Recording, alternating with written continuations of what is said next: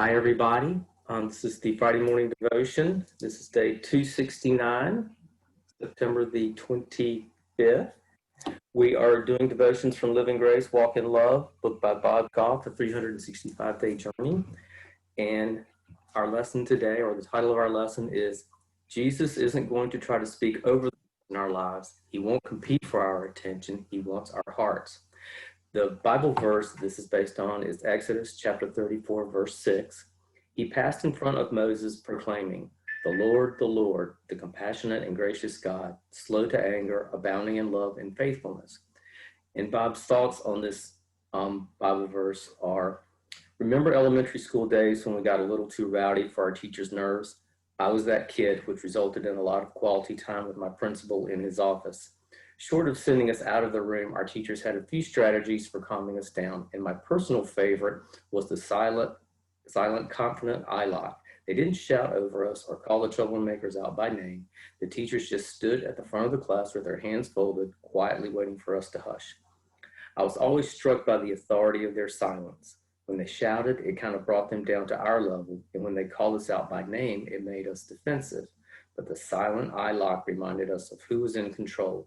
It reminded us there was one person in charge in the room, and none of us was that person. It calmed us down without shaming us. It brought some order to a load of chaos in our lives. I've noticed God uses similar tactics to get our attention. He doesn't try to speak over the noise in our lives. He won't compete for our attention. He wants our hearts. He lets us carry on in our often clueless ways until we come to our senses and look to him. Then once we've quieted down long enough to let him speak, he locks eyes with us and gently takes up where he left off. God is strong, but his strength is often most evident in his tenderness. He won't force us to submit to him, and he won't fight for our attention. He'll wait for us as long as we need to realize he is in control, and then continue to talking to us about the things that matter most to him.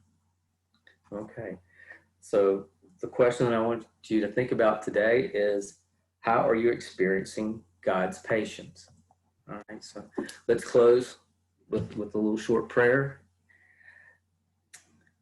Our lives are like a hurricane. The wind's blowing. It seems we're all so focused on the noise, the distraction, the winds, the things that are happening to us. Help remind us to seek that calm and look to God to help bring that calm to us. He's the one who can tell us what we need to do and help us get there. These things are hard to do for us. It's just not in our nature, but the times I've done it have made me a better person. So help us as we go forward in our lives. Amen. Amen. Thank you, Tony.